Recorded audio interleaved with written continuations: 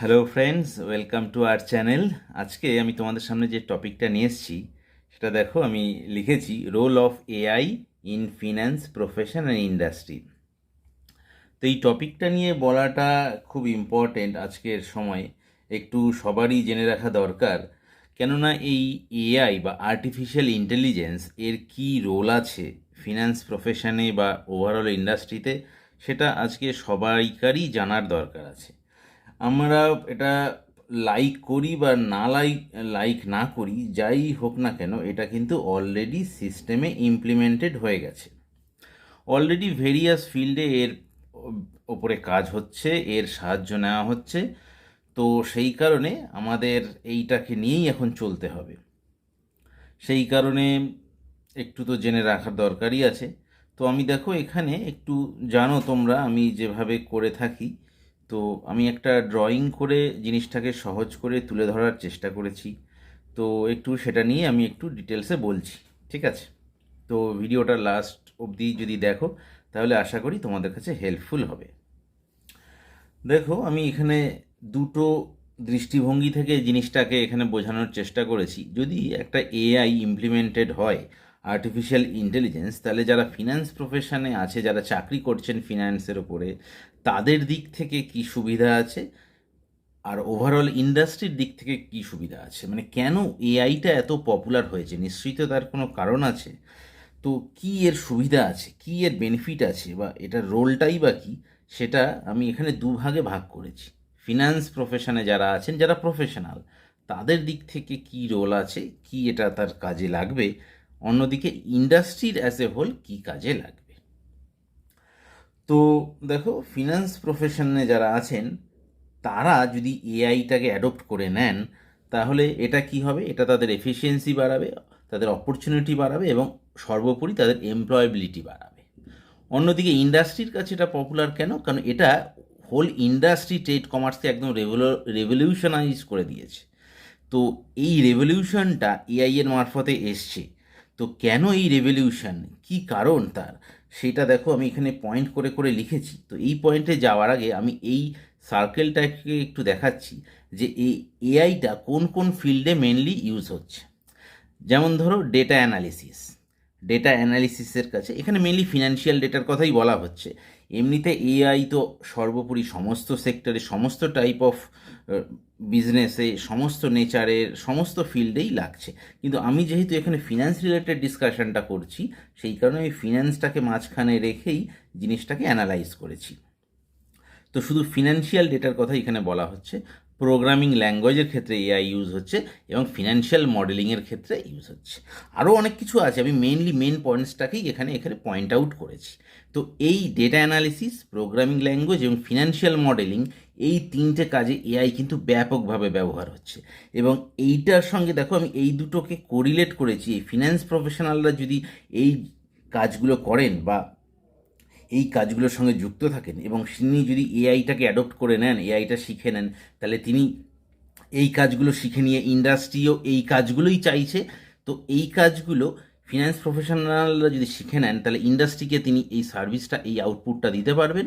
ইন্ডাস্ট্রিরও এটা দরকার, ফিনান্স প্রফেশনালরাও এই সাপোর্টটা যদি দেন, তাহলে পরস্পর একটা সাইকেলে কাজ হবে এবং সর্বোপরি কিন্তু আমাদের সবার একটা সামগ্রিক উন্নতি হবে। আর যেহেতু এআই একটা টেকনোলজি, যে কোনো টেকনোলজি শুরুতে বিশাল একটা কিছু মনে হলো, আস্তে আস্তে এটা যখন আমাদের কাজের সঙ্গে যুক্ত হয়ে যায় বা আমরা এটা যখন শিখে নিই, তখন কিন্তু এটা আমাদের সুবিধাই করে। শুরুতে মনে হতে পারে যে বাবা এআই এর মারফত হতে পারে যে কিছু জব অপরচুনিটি লস হলো, লোকজনের বেকারত্ব বেড়ে যেতে পারে। যেমন কিনা কম্পিউটার যখন শুরুর দিকে, অনেক বছর আগে যখন সবে ধীরে ধীরে ইন্ডাস্ট্রিতে, বিজনেসে ব্যবহার হওয়া শুরু করেছিল, তখন অনেকে ভেবেছিল কি যে না, এই কম্পিউটারের জন্য হয়তো কিছু জব লস হতে পারে, কিন্তু সেরকম আদৌ হয়নি। সময়ের সঙ্গে সঙ্গে আমরা যখন সবাই কম্পিউটার শিখে নিয়েছি, তার সুবিধাটা বুঝে নিয়েছি এবং তার টেকনোলজিটাকে ইউজ করতে শিখে গেছি, তখন কিন্তু আমরা এখন দেখছি যে কম্পিউটারটা দরকারি ছিল এবং এটার জন্য কাজ অনেক সহজ হয়েছে।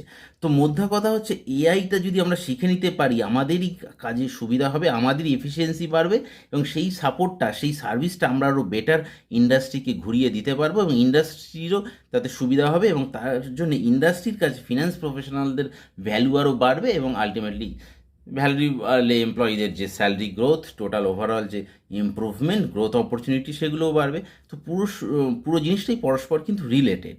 তো এখানে একটা আমি সাইকেল করে দেখিয়েছি কীভাবে জিনিসটা সাইক্লিক অর্ডারে চলতে পারে। এবং এখানে দেখো পাশে আমি একটা এআই টুলসের একটা লিস্ট করেছি।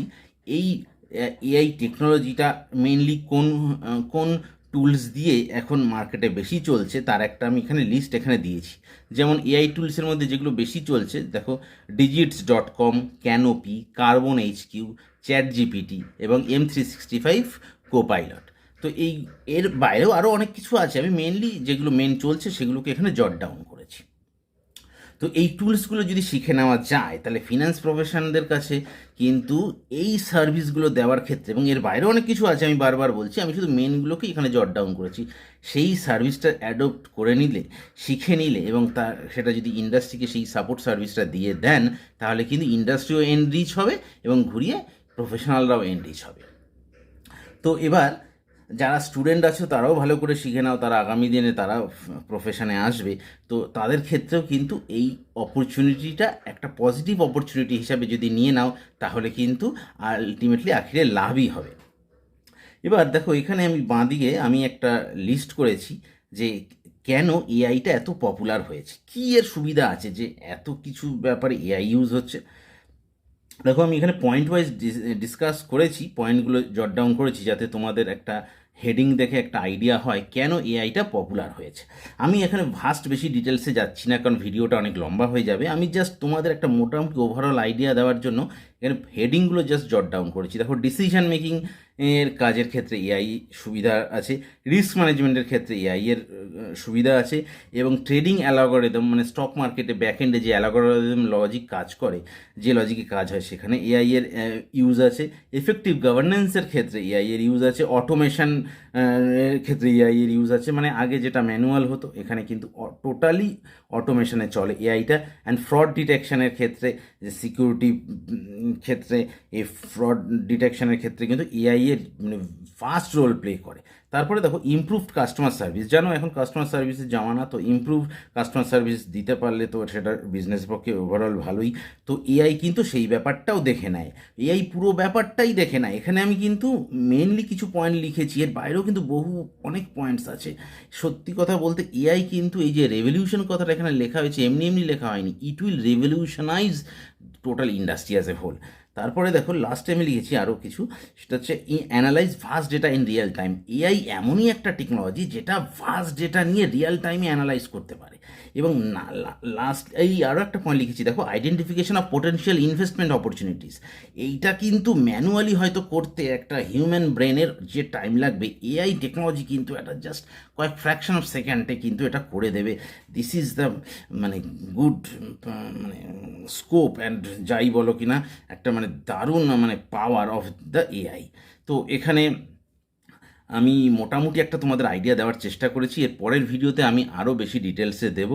তো এটা একটা প্রাইমারি ভিডিও হিসাবে তোমাদের কাছে এটা দিলাম। দেখো যদি কিছু এতে হেল্পফুল হয় তো অবশ্যই কমেন্টসে আমাকে লিখো এবং অবশ্যই প্লিজ আমার চ্যানেলটা সাবস্ক্রাইব করো। আগামী দিনে আমি আরও বেশি ভ্যালুয়েবল এবং রেলেভেন্ট ভিডিও দেওয়ার চেষ্টা করব যাতে তোমাদের সবার একটু সেটা উপকারে লাগে। সো আজকে এখানেই শেষ করলাম। থ্যাংক ইউ, সবাই খুব ভালো থেকো।